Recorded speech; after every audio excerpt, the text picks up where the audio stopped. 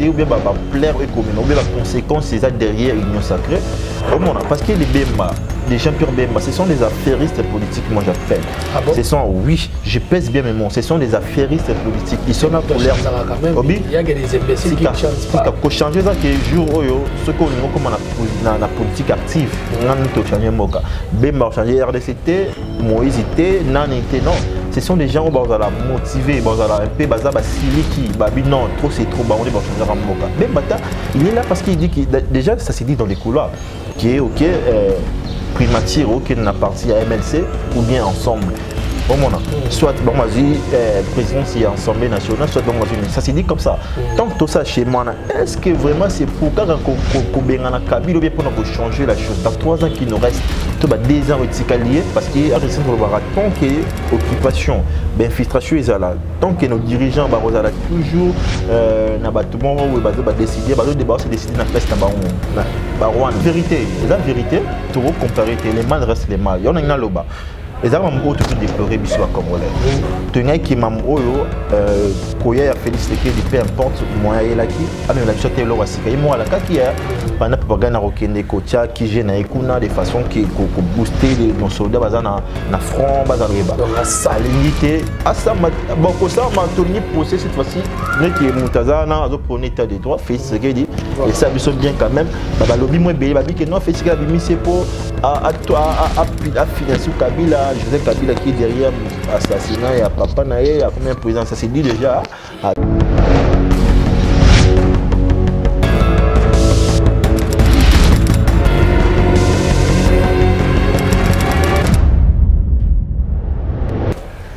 Mbote Nabino Bandeko Walandaka, Vision Plus Télévision, na Pesibino Mbote et Belé vraiment gérer comme Tox Nabino, on a eu Sakabino à chaque fois, émission dans la vérité, na eu Sakabino pour payer confiance na chaîne Nabino Vision Plus Télévision pour te couper Sabino, Basango ezali na République démocratique du Congo précisément à Kinshasa, wana na moni Mama Bela Dinganga.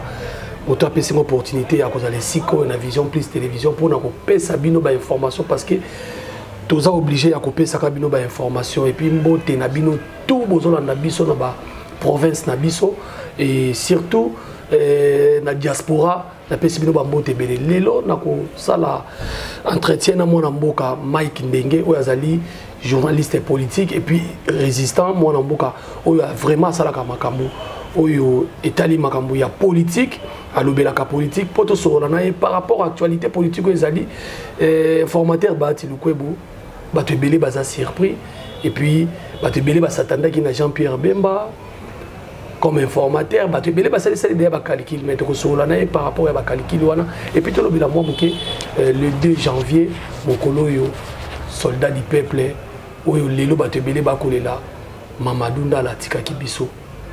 Donc, tokozanaye tokolobela moi makambo ebele Irsin Bachika déjà na caméra nazala déjà invité nanga bonjour mon amour. Oui bonjour Ndeko bonjour Prenaba milliers internautes nyoso toi barbeta liba coupon Orlando biso na kati ya Vision Plus Télévision tala aux Vision et puis j'ai sali à face aussi Bella bilan passion beauté jusqu'à bateau vraiment pédagogique. Lorsque les gens nous suivent, il y a des choses qu'ils ignorent par rapport à la réalité politique. Ils ont l'information, tu as l'information, ils ont l'aspect pédagogique que Bissau n'a pas dit ça dans tous les marins. Voilà. Toi, tu vas devant la caméra, c'est que tu as quand même cultivé pour nous quelque chose, surtout si j'ai l'actualité de l'air. Voilà. Dans l'entrée du jeu, tous au côté de le 2 janvier, moi, colonel Mamadou. Ok, justement, ils ont journée normalement tous les Congolais ou bien toutes les choses devaient s'arrêter pour nous dire merci pour ces vaillants soldats, qui colonel. Le 2 janvier 2014. Si le 2 janvier 2021, ça fait pratiquement 7 ans depuis Katika Gibiso. Mais si on doit se questionner rapidement, 7 ans après, disparition en a brutale à Koufaki na front. avec les éléments un peu papables, tout ça, ta sécurité tes mains, c'était une disparition suspecte. Oui, technicien en la matière, ça là qui la recherche pour savoir.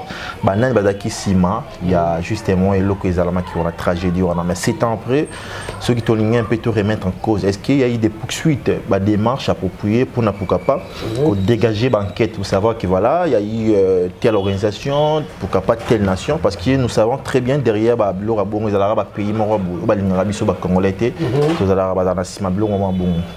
toujours pour manœuvrer, pour multiplier la stratégie au niveau est, au niveau par-ci par-là, là où la richesse est derrière. Si on doit se questionner rapidement 7 ans après, et l'on est dégagé qui ici, à Kinshasa, parce que c'est la capitale politique. Voilà. Qu'est-ce que le dirigeant le président actuellement, je le salue aussi, Félix Tshisekedi, a salué pour la journée. Est-ce qu'il est ignorant? Est-ce qu'ils auraient importance pour que ça? Mais silence et l'oromoroté. Quand il y a un journaliste, il faut le bas en fait. Voilà, tout le monde dit ce qu'au silence et l'oromoroté le bas, mais sauf qu'à Batbazo rendre hommage à Facebook, à les réseaux sociaux. Malheureusement, Facebook est un canal non officiel. On aurait bien voulu, pourquoi pas présidence, il y a République, je ne sais pas, tout ça, en 14h, 16e, si ça peut communiquer, je ne sais pas.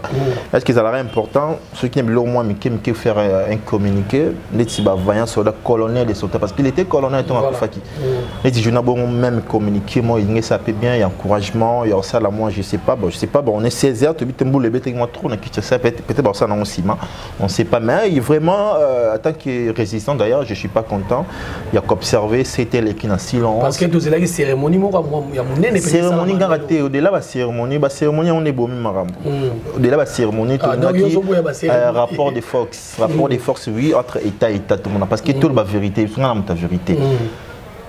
Disparition brutale, il y a colonel Mamadou Ndala, pays belé Batangamaki. Moi je peux citer Rwanda. Où l'actuel président Félix Tshisekedi a commis une bonne relation. Le président de Rwanda, j'aime pas bien même citer son nom.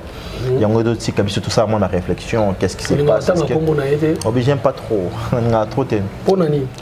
Non, mauvais souvenir en fait. Mais surtout patriote en fait. Toi, c'est vrai qu'il y a un bien qui couvre faire un quand même. Pendant que tu as un koufa par-ci par-là.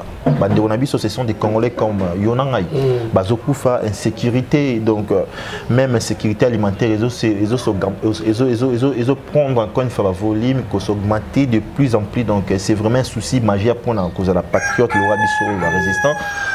Qu'est-ce qui se passe entre l'actuel président et le président rwandais? Et Kagame, au Canada, une carapo, qu'est-ce qui se passe? L'air, je ne sais pas, ils ont un balai diplomatique, on ne sait pas trop comprendre qu'est-ce qui se passe. Or, le pays le Rwanda qui cité la disparition des soldats, la biso colonel Mamadou Ndala. On aurait bien voulu après ça, belé ça, ma belle. Tu as observé, ce lobby Babengo est né. Totalement mon équilibre. Alors, moi, on soulevé le Rwanda par rapport à la stratégie de Mabezo Salamana Est. Est-ce que lui qui est 5 ou 6 soldats va faire baisser? Il paraît-il, qu'il affrontement Moïse Salamaki. Monsieur Soubazo le crash, mais jusque-là, au biso to yebi balbi et Zali ne ba affrontant qui ba on lelo mon lelo 5 soldats sous ba koufi à faire baisser. Bon, il y a un peu de RDC, le problème est tellement majeur, ceux qui ont été minimisés en auto qui n'avaient pas marqué, le veiller les 30 et 31 prières et au réseau de l'homme. Prière c'est bien, hein? Moi je suis chrétien aussi, prière c'est bien, mais il y a un autre de renverser la chose. Tant de rapport de force, on devait créer depuis très longtemps, même émulation. Tu refais surtout parce que maman réseau que le roi qui quitte ça n'est pas République démocratique. C'est comme si on est Kinshasa quand on est dans la sécurité, na est ba pas faire na bango. Et ça la moins sécurité, même qui n'en peut en sécurité. C'est tout qui ne va dessous des cartes ça tout moment ce soir, tu vas couvre-feu et tout. Chaque jour. Mais là c'est une vérité, et la vérité, tu comparer les mal restent les mal. Il y en a une là-bas. Et ça m'a toujours déploré bisou à Congolais. Tu n'as qui m'a Koya Félix Tshisekedi peu importe moi et là qui a même la bichotte le wasika et moi la qui a pendant propagande rokende kocha qui gêne ekuna de façon qui booster nos soldats bazana na front bazana motiver tout jusqu'à là on attend 2 ans déjà on qui tu étais au sein contexte de telles promesses battre beaucoup bateau à voter surtout bateau mon ba décision continue que bateau à voter qui d'accord. Nabi Bon, on a continué justement. Bateau a voté qui est. Le point c'est quoi? Pour la polémique, élection. Nambo quand habitué il y a chance sociale. Ceux qui ont il faut soutenir des commandes et tout ça c'est ici. Mais dans le pays dans la question base il y a discours et les programmes ou proposer ni Congolais derrière c'est l'année va voter. Mais tout le monde a Jean-Pierre Bemba en 2006 il a battu un record abimara presque premier na Mujima ils ont beaucoup na été. Quand on est là loba nabi a la majorité non c'est une vérité. Na 100% l'élection c'est un peu tribal ou bien et là n'a ma chance sociale. Voilà. C'est rarement ceux qui vont les avoir exception c'est pas une généralité. Ce Bemba ça qui mais c'est pas une généralité. Au moins on a toutes les promesses à la bonne. Au moins donc c'est pour dire qu'il permettait de répondre à la question qui n'a pas Félix Sekedi et tout. Azala qui voit tout voter qui on va voter qui sur base il y a discours, il y a programme, il y a promesse à ça là qui ont fait. Il se disait que si on a pris président de la République, aussitôt on a reçu la boue, on a passeport, on a go pass, les autres déserts tout le monde a go pass. Aba qui m'a pris passeport et on a 253 c'est il y a 99 tout le monde m'a que 99 tout ça ça $75 bah et non ils allaient inaugurer la telle date c'est pas respecté tu vois bah telle chose n'est pas tout bah voter qui est bah c'est là bah réalisation ma promesse c'est pareil pour la sécurité albaki aza pris il y a commis bon mort c'est sacrifié pour na président de la République c'est un message à que patriote congolais là doit rappeler au président on va promesse belé bah de kunabi soko bazo ko fait belé ce qui a attends après janvier au voyager sous kuna ou qui connaît ça là bien moi paye kota kuna donc on te le bi appeler au Rwanda ba yebi quelque chose la massacre perpétuel ça le monde est ba yebi au monde il y a un général biso lelo tout le monde a maboko Félix mais dernièrement autour du baki sur le Talibato on a na RDC ce sont des bandits ba ba melisa ba chave ba ba ba ça le yenge ba futi ba ba bima ce sont pas des militaires rwandais on va qualifier pina mais ce sont en fait ils ba groupe parmi mon bazar irrégulier au monde ba outara ba CDF et tout ce Taliba commanditaire ce sont des gens au bazar en Rwanda et c'est le moins cigaté au monde Rwanda za mo de basé belé ba Uganda Burundi, etc. Ils sont nombreux, pays. Et puis, tu es bien fait ce qui est mambo. Je ne sais pas, même si on a la stratégie dans le c'est que vrai, ok, non, on ne sait pas, mais pendant ce temps, nous toujours déplorer, toujours dénoncer, toujours c'est encore une fois, attends, non, mais ce qu'on a, ah, Kin, c'est bien, Koyemba, veiller, tout ça, Kobine, Lanzam, c'est bien, mais d'abord, on a dénoncé Koufa. Et ça, la moitié, donc c'est un peu ça. Rwanda, bien loco. Bisso, tant que nous vivons, tant qu'on a encore le sang qui coule, tu dois arrêter jamais de les dire et de dénoncer que Rwanda c'est quelque chose. Surtout, le 2 janvier, c'est entrée disparition colonel Amadou, Bayebi quelque chose. Sur telle vidéo, il s'est passé des choses bizarres. Peut-être à l'époque, on n'avait pas ces pouvoirs au Lobakoua, parce que Joseph Kabila Zala, on a double nationalité douteuse, on le dit. Mais lorsqu'il y a un Congolais confirmé qu'il a Félix Tshisekedi, c'est un Congolais confirmé, on ne peut pas même vanter que non, Congolais, tout le monde a rapport de force. Et ça, là, Congolais, de partout, c'est pas seulement Bissot, on a qui même la diaspora, il y a trop de soucis au monde de Est. Bissot, il y a un Bissot, quand même, pas ces ans en sécurité. Batama boma bana mindo kinde badolo balwa tout ça au couvre-feu etc. Mais mambeleka kuna ndeko kobetos mambeleka kuna c'est dire voilà ils a pas si on te tali photo tala photo les la réseau communiquer parce que vivre en boy non ça vaut pas la peine. Voilà merci beaucoup j'espère que nzambe magambo yo est que soit pe mon colonie mon coloba dirigeant na biso ba tika complaisance ba tika fragilité action de charme, ça la vraie politique, réelle politique basée sur les rapports des Fox. Sur Salibo na Salibo. Mukolo on a été mukoleza qui ko madoué ko attendri ba relation ko ça non on a position de faiblesse donc ça dit to kendega rabu. Donc pour na yo mona mboka bande ko ba kufi mokolo lelo et ko za la pe Rwanda. Oui. Parce que ndenge balobi bazui affrontement ya ba militaire mongo. Maintenant bien ce sont les éléments suspects dans cette ntango ba nazo affirmer non ba ngate. Atangi Rwanda, atangi Uganda, atangi Burundi, ce sont les mêmes nations. stratégie d'accord le roman. En plus, attends, je vais vous faire une révélation. Un peu bon, hein, l'émission c'est dans révélation. Oui. Les lots, tout le monde qui est fait ce qui est de la politique, il y a quand même un qu'on planir certaines choses, etc. Qu'on s'alabore avec union sacrée et tout. Mais sache-le, de janvier, tu février, tant qu'on a de bon ça, on a la guerre et qu'on s'intensifier et qu'on y a sous ma casse parce que il y a une stabilité des anacats RDC et puis démocratie du Congo.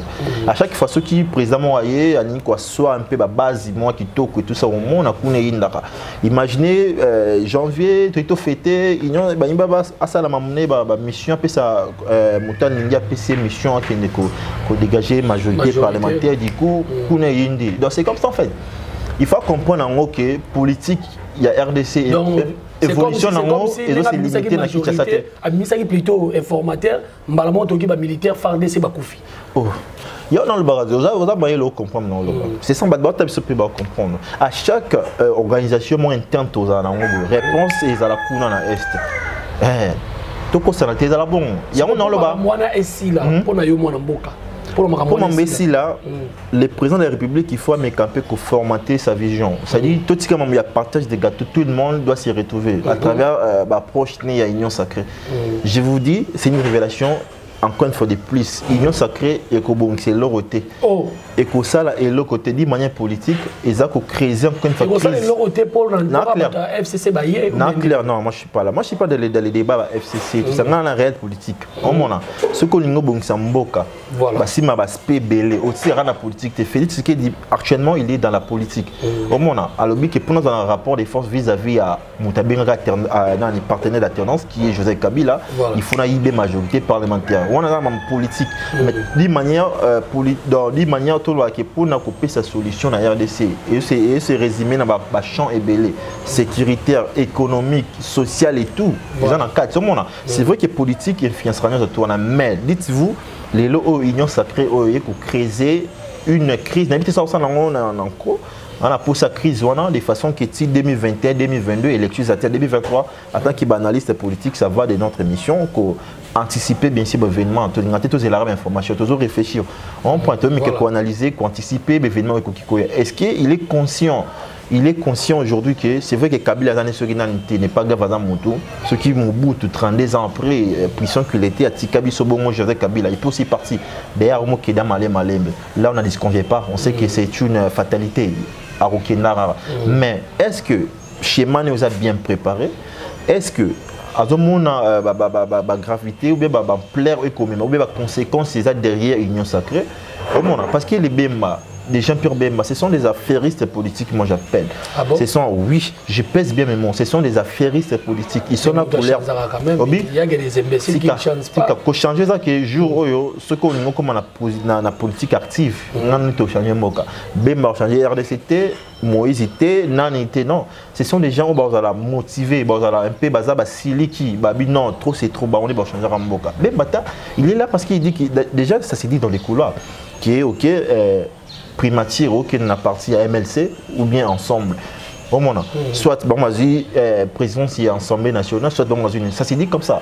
Tant que tout ça chez moi, est-ce que vraiment c'est pour qu'on Kabila ou bien pour changer la chose? Dans 3 ans qui nous reste, tout va 2 ans lié parce qu'il y en a 4 ans, l'année suivante, la dernière année, on va organiser l'élection en 2023. Ok? On a 2 ans Bemba qui est CPI et bien bon, on se salé au PC pouvoir. Ça sera pour l'idée que ça pour ce petit peuple pour nous aussi ça est une guerre dans est pour nous ayapé qui en 2023 au Tchad voilà c'est pas notre problème en fait juste on va prendre la élection il y a une histoire récente sur le barat tant que occupation infiltration est là tant que nos dirigeants barozala toujours na bâtiment ou décider c'est décider na place na Rwanda nani Ougandais Burundi c'est-à-dire aucun président qui est sans volonté na les jours où nous aurons un président digne, un esprit vraiment, c'est-à-dire que je suis sorti président pour un peuple, non pour que nous avons la complaisance vis-à-vis d'un président rwandais, tout c'est ça. Des jours tout le monde qui change mes choses. Au moins, l'élection est pour une élection des années qui biso attend d'organiser 20 élections dans Mboka. Et on a fait le remonter tant que les systèmes restent les mêmes, tant que la mentalité est quinoa. Et puis que nous avons dit, bah, yo so komi, bah, premier ministre famille ba benga Cobectos Jean Mayele zo chance à moi tu vois la mentalité congolaise chinoise aux anabisona il y a des photos bondissa c'est que photo bondissa nous a des jeunes conscients que nous sommes on a se déclarer dans un jeune conscient parce que ça vaut pas la peine si vous émission on a sali après combien d'émissions ça fait plus ou moins plus de 7 mois on a ça dans la salle en émission même pas comme présentateur même comme invité je ne préfère plus. Oui, pourquoi? Parce qu'au fur et à mesure que tu fais des émissions, c'est-à-dire, non, le message est bien capté. Aujourd'hui, la résistance, c'était justement à Poto avec les vieux moines dans la salle. Aujourd'hui, que la représentativité, tout ça, c'est au moins que ma consultation, on a été consulté. Pardon, on a été invité, pas consulté, mais au tel que tout ça, déjà à travers les messages de vidéos que nous faisons, tout est clair que le président de la République a organisé l'élection de Guinée. Tant que kuna infiltration na est, tant que Ougandais, Rwandais, comme si partenaire, basa toujours na moi dire na politique actuelle, na biso politique active, beaucoup échanger na ngote. C'est un cas c'est dépassé tout qui peut mabiso. Tout le monde a des avantages, etc. Et tout, quelques journalistes n'ont pas monté, groupe, Joël Kadenanga, Pigéral, Massamsous, n'a autant comment on a monté bébé, Bazaki, et tout ça, c'est bien. Ça fait fierté à presse active parce qu'il y a une différence entre les journalistes, au moins, non, aux la Msoussou, le moment où tu as fanatique. Oui, cause à la fanatique, cause à la différence, c'est ça, moi, au moins, à côté, dans ça, on blague parce que tu souffres, moi, et ça, moi, pas mais on te sait, vous avez une ambition, mais un peu orienter la chose. C'est pas digne que tout ça. Ok, bon, il y a qui déjà, c'est ça, qui président Nabiso Akoufa qui est fait, UNC, il y a INPC, pardon, il y a qui et puis il y a un journaliste qui n'a l'eau, c'est 4 personnes, c'est 5. Journaliste politique, basé belé, non? Tant que président de la République, ça dit moi sélection, il y a 3, 4, 5, ça frisse au monde. Et ça mouille le monde bien. Et en ce cas, politique, il faut changer de conscience, il y a Congolais, là, ça la sélection, on a pas invité. Donc c'est ça le problème.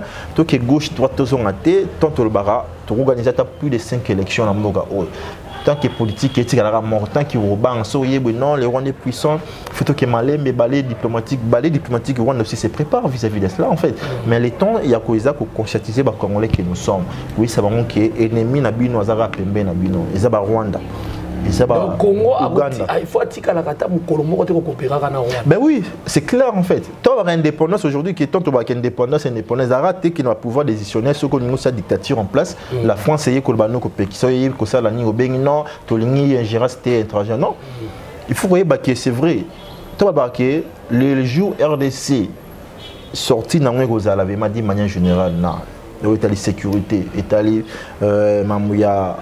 alimentation, tout santé, etc. L'Afrique sera développée parce qu'il y a un centre, la richesse, et puis il faut laisser bon. Alors les gens bon les lois ont mis que ça mis tout comme avant matissa évolution où est-ce qu'ils tirent tout ça on faut fabriquer des téléphones la matière ni agent mais biso pe bazo déclarer tout ça la peuple moi ça trop distrait. Là, c'est vrai, c'est une vérité. Là, c'est vrai, c'est une vérité. Ah oui? Non, Moussala, c'est trop. Après, si Moussala n'est pas. Non, Moussala, c'est trop. Non. Les plans, c'est pas. Non. Tout souffre dans la RDC. Il n'y a pas d'emploi. Non, il y a des incriminés qui sont congolais qui ont un peu dans la carte. Non, Moussa les atteint. On a tout ça. On a créé là un emploi. Au sein qui organisation même il y a formation et fisc parce que c'est pas tout le monde dans ça qui est université. Même la formation, art, ni métier, tout ça qu'on prend. L'État s'allie à proposer nini.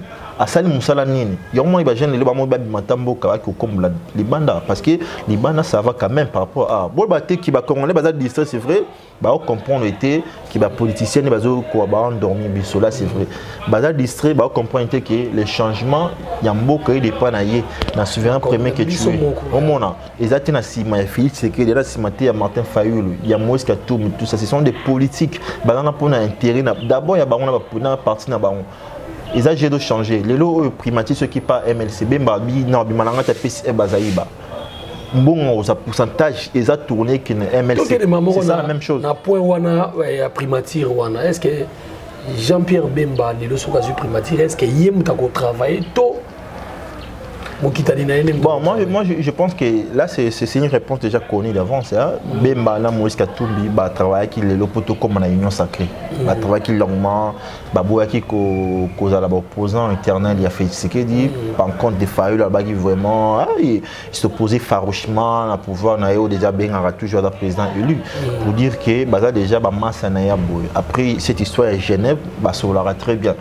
Et puis promesse fait ce qu'il dit c'est ba mon qui na gobenga bino na jet trop panzateke trop kabola lelo ba komi wana maintenant ningo lobi est-ce que be mai moko mutakondi ma peut-être abima premier ministre so za premier ministre nous a injection ndo utapa ya Félix non injection on est sur débat monsieur ça tenir on molai to molai un premier ministre a chef ya gouvernement à l'injection directeur aux vis-à-vis à première république mais vous allez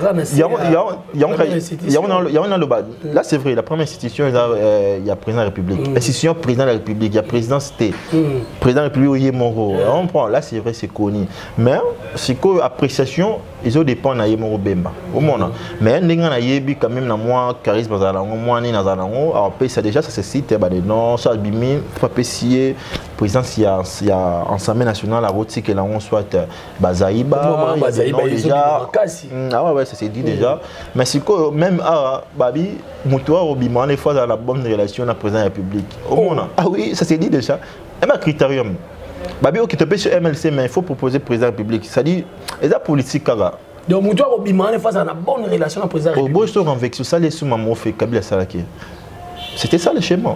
Félix Ebé qui va ça bien à Kabila pendant même 3 ans 4 ans Kabila accompagné mais aujourd'hui il est surpris tant il y a qui Tanzanie Calais Valandi à qui Bamo Landé oh la salibo mama gratuité d'enseignement Bamo crocheté que si matak à salibo bien qu'il a si malango il est peste épargné bon là monter on peut jouer qui comme exemplaire té bazaper si ma dépenses budgétaires exorbitant de ça fait des trop surtout dans le président de la République en fait après plus de ceux qui combien de 28 heures il y a l'Ituana quand même on peut prêcher comme un bon exemple et tout totalement bien écoutez on peut cher le choses ali paiement ya ancien président appelle sous obi paiement ya ancien président Toyoki écoutez bon cher à niveau le point c'est quoi moni média moni ba lelo ba réseaux sociaux na biso ba belé ezo ko détruire information il faut qu'il t'en a source il y en a bicacité il faut qu'il t'en a source on a un conseil dans les APT qui on a pas émission pédagogique toi pour ne peut pas te belé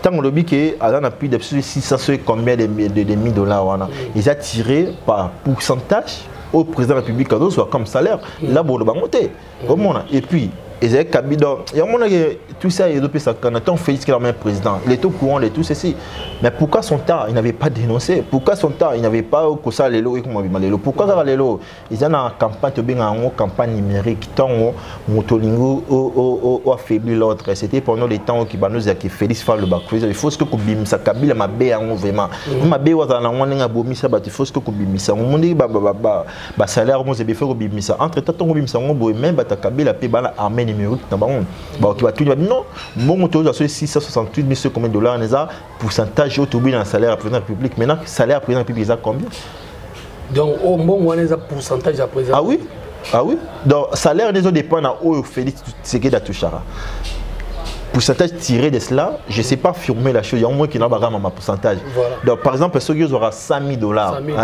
Par exemple, ceux qui auront un pourcentage, on va avoir bon, ceux qui auront $100 000, si on a 10%, on a $10 000.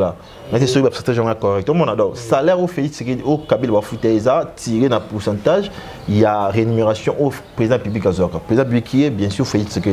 Donc par rapport à la proposition à l'ONU qui est sien président de la République et côté de l'Assemblée nationale c'est comme ça c'est parti. Donc, pour tous les présidents même ceux qui font la commune président sortant qui en 2023 va décider de voter sur ce il peut bénéficier de la même chose. Donc l'Assemblée nationale ils ont changé quand même l'ONU aux alaka ou bien non il y a une possibilité d'abolir c'est possible en fait. Ceux qui n'est pas la majorité parlementaire, ceux qui ont entaché la chose, ceux qui climat politique et qui ceux qui n'auront pas d'écrit. est-ce que peut bon bazar prix qui va longola parce que sur longola du coup salaire à présent bibi peut faire quitter sur le non il faut à 50 000 $. Faut que on peut quitter c'est ça bon c'est que moi bon pour te comprendre que longola tu as tout ces pilotes on a eu des pouvoir moi tant ça qui premier déplacement à zone 6 mois pourcentage que bon est un déplacement voilà depuis on a il savait que combien touché Félix que nani Joseph Kabila en autre touché en partie il y a 45 mois à toucher on doit pendant combien de moments traçabilité on est ça là congolais bien c'est pas seulement qui vous vendre au bimisi vous fouter connaître mon papier mon et tout non vous aider ba congolais c'est vrai que vous aider biso bato da balinga ba Kabila té ba igner sur davantage c'est bien mais pour la instruction pour la manière pédagogique pour na ba comprendre c'est que c'est pas vous aider il faut nous dire clair pourquoi du salaire on a est-ce qu'il fait ce qui est au courant de cela est-ce que les députés ba au courant nango ba le ba qui pourquoi Baselika Mamba Union Sacré Balobango, donc ce sont des choses qu'il faut tirer les sons. Donc après pour comprendre sortie ou bien épanouissement bon habituel dépend de la politicien. De l'eau fait ce qui est tel qu'il est là, famille c'est bien hein. Bande connaît c'est bien mais ce petit peuple même les gens c'est même ce petit peuple même les gens issus à UDPS ba tout bazar na bien ba nani yo ba bazar comment ba combattant bazar na nini pardon parlementaire debout même parlementaire debout on s'est retrouvé Félix na famille va se retrouver là c'est une vraie politique c'est une réalité or ceux qui sortis à Mbogeza collectif même on a fait un fonds on a salaire na $100 or c'est un encore cobector c'est un grand fait cobector parce qu'il y a $300 on y a $100 c'est bien mais il y a ceux qui OK bah depuis on doit essayer battre bah situation mais je sais OK ngana ki au bénin côté moi oh j'aime bien c'est bon technique c'est bien la communication mais oh ça a l'air combien $1000 $1500 toi OK magnenge bazui a commis et tout ça famille mobimba au banani no ça oh ceux qui sortent de collectif na mona na siwana ba fouter déjà moi bon on aye mutado ça ba fouter dans yo à l'aise non parce que na ngwe belé c'est ça en fait oui mais c'est ça la vérité en fait en Afrique est-ce que possible maintenant possibilité on a il faut tant en charte ya Mobutu alors bien depuis kala manifestation ni manifestation c'est bien écrit c'est bien planifié non ezaki ya un mamtol ba hein mais ça maté kala va vite les lots de gratuité d'enseignement les lots comme coaching en effectivité nango est-ce que ça va continuer mais ça planification vani ka to la lika bossa mambo les lots vani ki bamboutage ça ba biso des motos est-ce que sur des motos résoudre au monde. Et si ça me tâche. Mais comme ça, comme préférez. Non, on est sérieux. On est sérieux qu'ils sont des moutons et si ça embouteillage ou bien diminuer. On est sérieux là. Bon, tout le monde est diminué en embouteillage. Et diminuer c'est pas possible. Arrêtez de mentir le comment. Non, arrêtez de mentir. Là, c'est un mensonge, s'il vous plaît. Un mensonge aujourd'hui. Diaspora, on va faire surtout les lots pour si ça ou bien qu'on diminue en embouteillage, il y a des sur des moutons. Bah, il faut créer une route secondaire. Et c'est une communication, gradué en communication, licencié en communication d'organisation et tout ça. Dans ceux qui ont un mec quand même, tout ça, tout ça, il faut apprendre. Tu bien que ceux qui projettent des idées qu'il y a que scroquer les Congolais, ils battent des millions de bisous. Au moment il faut pas créer des bisous à route secondaire. Mais tu dis qu'il y a tant de désinscrits, mais quand même tout le monde qui est kati kati. Mais répondre à tout droit, kati ça là bien. Au moment donc sur des moutons, il faut pas tout coup sur communauté sur des moutons et sali et logo mongoté. Au bas qui zaki dessiné ici dans 6 mois après 2 ans, bah inaugurer 4.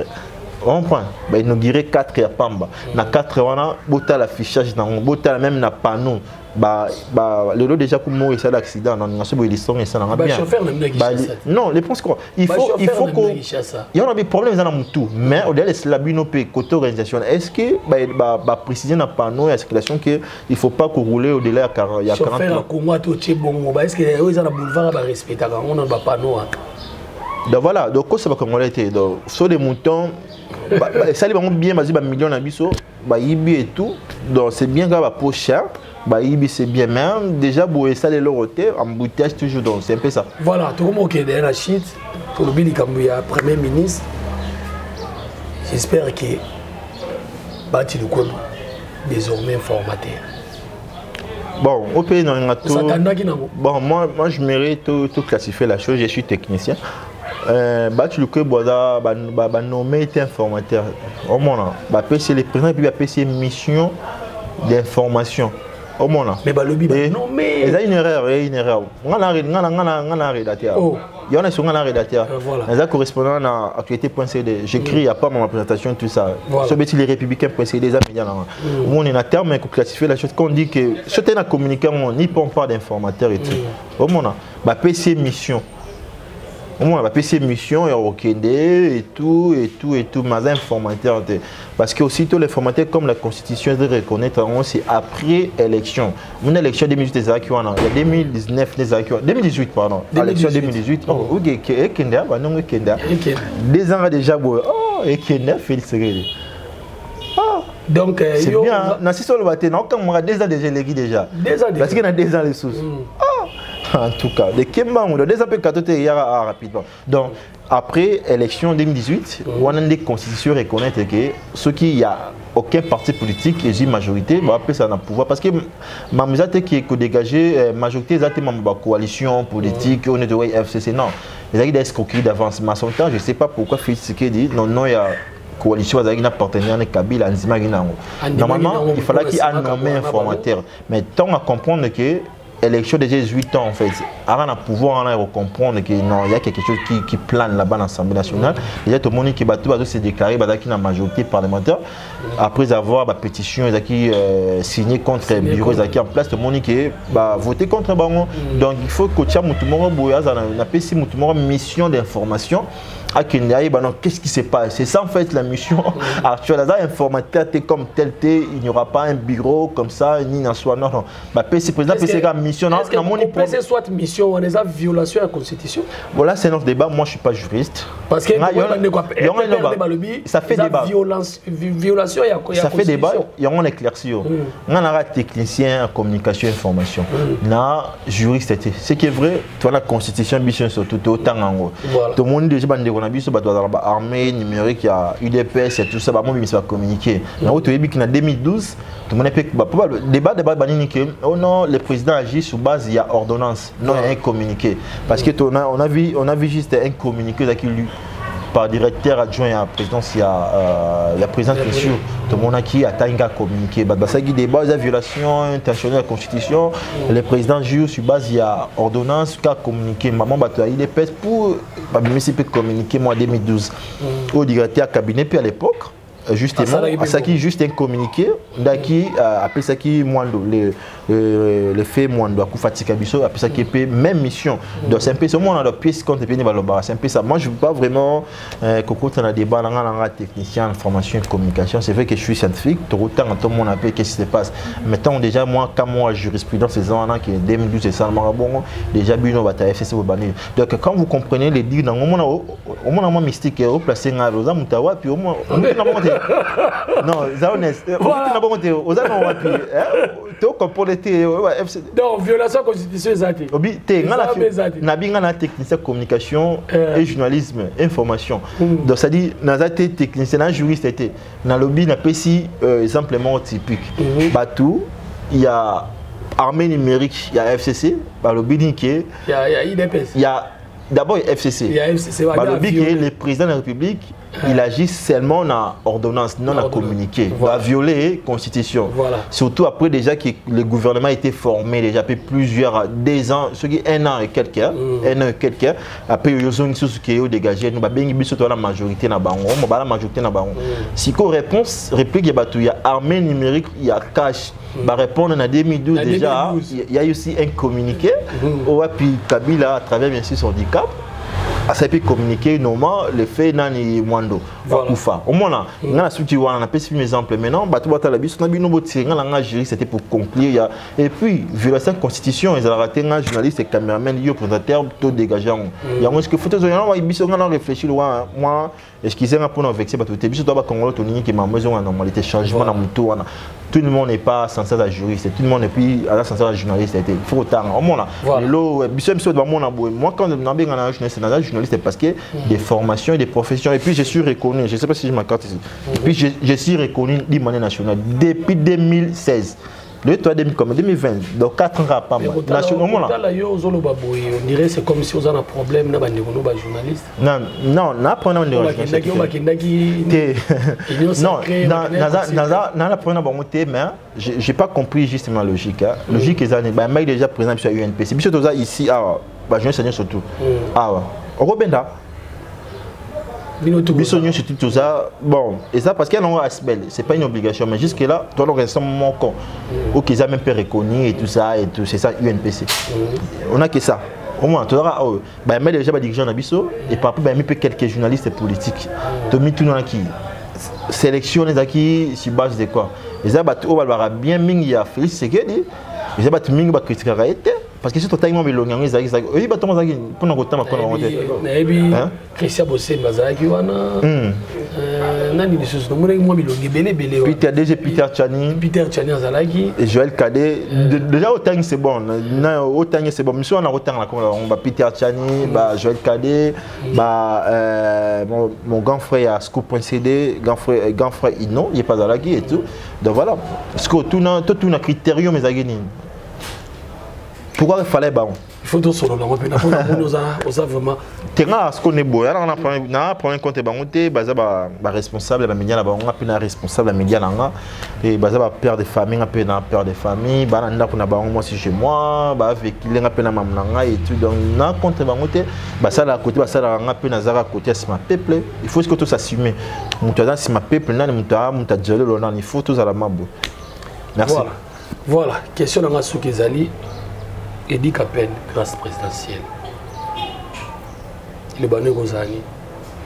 Bon, moi je pense des marches on a comme on les belé parce que je me rappelle en 2019 oui la bête à moi crochet dans la monnaie mais ça là qui est la couleur na koka te au côté même la réalité monsieur qui même ba doit rappeler mais on a ba frère monsieur qui n'est belé tu as vu moi quelque chose té où les cas mais tout ça pour ça moi vérité on peut éclater 19 ans plus ou moins 19 ans oui hein plus ou moins 19 ans quelque chose comme ça au Kazari est emprisonné bah c'est spectacle qui a quelque chose sur décès il y a assassinat il y a musée bah c'est quand même à l'oba tout le monde à moi procès on peut ça dire manière équitable mais après ça bah le bail de gauche droite et tout c'est ça y était donc tout gain libération de grâce ce que ça bien bah faire revenir quand même un procès on est bandé tout comprendre réellement et la libération t'as bimi puis à cette terre non là c'est là mon problème dans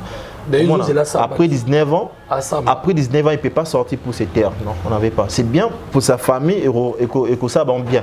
Mais nous, pour nous, les patriotes, en fait, le président Nabissou Mtakoufa qui va assassiner 19 ans qui emprisonné, ok, et puis bah gracier l'autorité va quand même vérité. Est-ce que Zaki est innocent? Qu'est-ce qui s'est passé quand même? C'est l'homme pour population parce qu'il y a un population, il y a un débat qui lobby, na balabala kaka wana débat ya balabala ba ndiko balobi. Au monité que dit qu'apen côté mako samba akutanga bitanga tanga.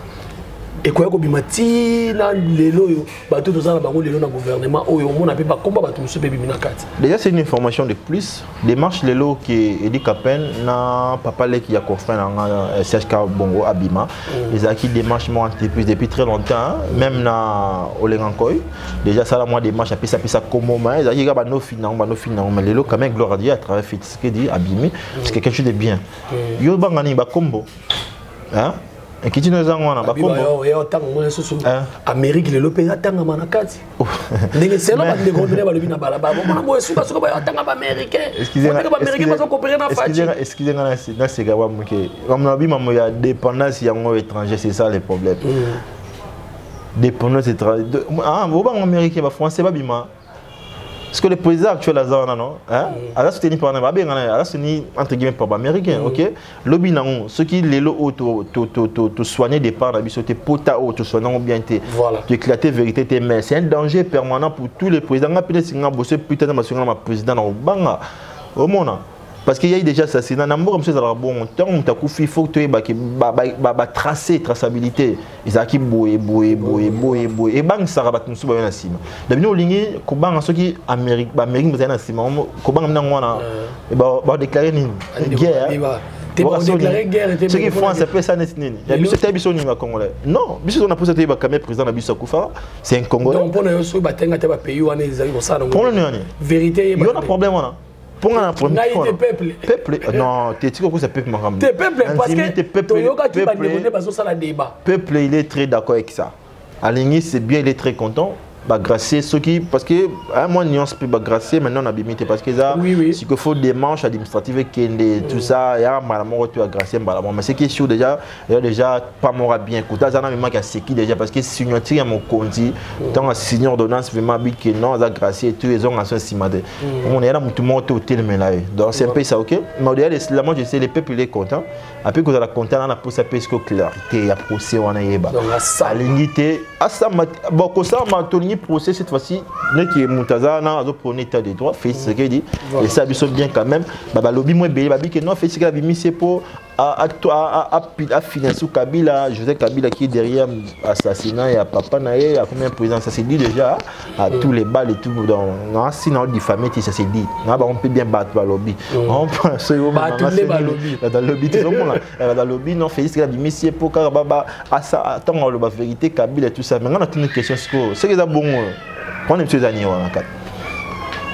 Bon, il faut donner la vérité. Moi, la vérité, ce soir, il faut. Moi, c'est une émission. Si la bataille, je vais comprendre. Moi, dans l'émission, qu'est-ce qui se passe? FCC, cash ou des pèses. Au moins, moi, je suis résistant, je le reste. On a maintes fois, nous avons Sambour, on a félicité, failli lutter, et tout est. On a une intention. L'intention, on a.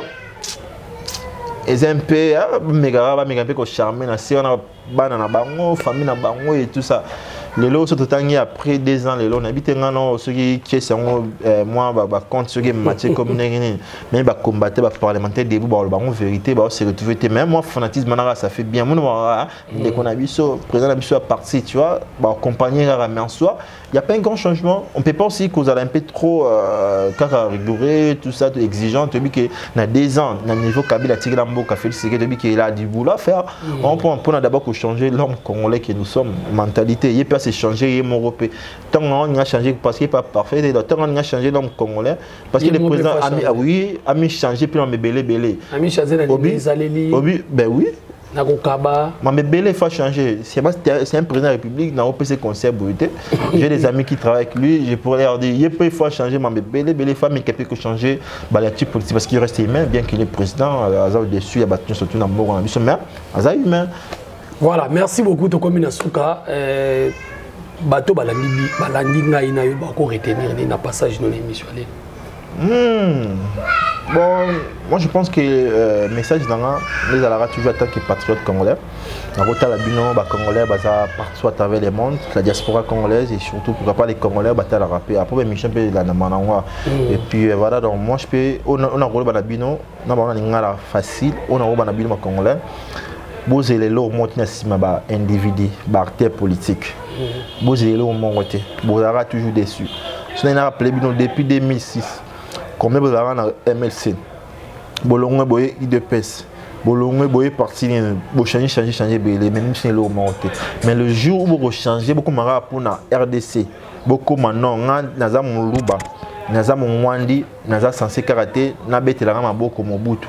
Na censé kat na betela Félix Sekedi maboko. Naza mukongo naza nino to tiki na ba mwana ba région maboko to tiki on permet pour te comprendre que la sortie collective, il y a un autre surtout nous les résistants. Tu l'ingité qui a Mike parce que dans les grandes émissions, parce que nous avons entendu, parce que je parle quand même moi ma bête trottée, quand même parce que il peut solliciter, ben permet mon ami pour ça bon j'allais le namoni que c'est bien pour moi. Oh na simananga famille bino batebele bo se retrouver pour la sortie il y a RDC à la collective pour la mouvement surtout et dépend dans la politicien et dépend dans ngana yo caméraman azana ngana yo zap na pote passer par la même chose mais imaginez vous n'êtes pendant la période d'affection combien de transferts au sali pour na Kinshasa il faut pas s'en foutre de quitter na pote dans non parce que maman RDC est préoccupé il y a au monde un peu diaspora na biso vraiment trop préoccupé maman na biso vraiment il faut surtout bateau na ba diaspora parce que moi je suis contre la diaspora derrière excusez-moi maman culture va soutenir trop non moi je suis pas trop dedans mais les gens diaspora va soutenir va très préoccupés en politique il y a beaucoup na biso les malgré surtout bateau tout bateau comprendre bateau soutenir etc.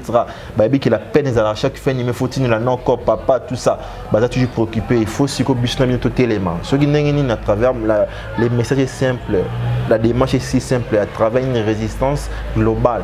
Toi, comprenez la politique, tu es tout le qui infiltration, occupation, dépendance étrangère, les dictats étrangers, même en Afrique, on est ici, et ici, à travers qu'il y a un juste côté là, mais là, on te comme batumoko, des à la moins bien, forcément, les gens, et puis, on a aussi, pour la moins beauté, surtout, résistance, surtout, résistance, elle a été pas dans mon depuis France, parce que même sur comparaison, c'était même la France, sur occupation, on a posé une résistance interne.